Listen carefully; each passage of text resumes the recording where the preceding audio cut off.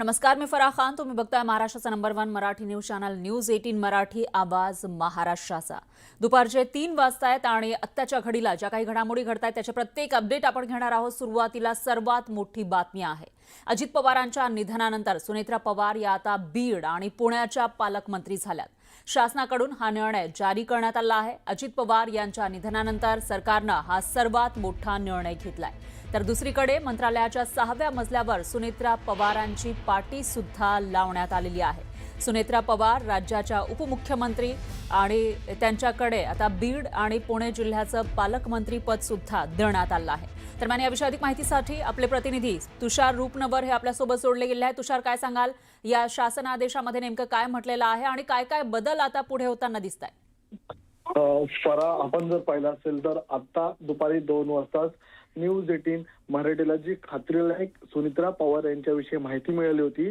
ती माहिती म्हणजे सुनेत्रा पवार आपल्याला बीड आणि पुणे या 2 जिल्ह्यांचं त्यांना पालकमंत्री पद मिळणार आहे. आणि अखेर न्यूज 18 मराठीच्या बातमीवरती शिक्कामोर्तब झालेलं आहे. सुनेत्रा पवार आता आपल्याला अजित पवारांप्रमाणेच बीड आणि आपल्याला पुण्याच्या पालकमंत्री असणार आहेत.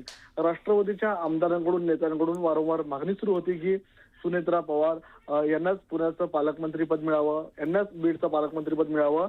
मात्र अजितदादा यांच्याकडे जी खाती होती तीच खाती आता सुनेत्रा पवार यांना देण्यात आलेली आहेत.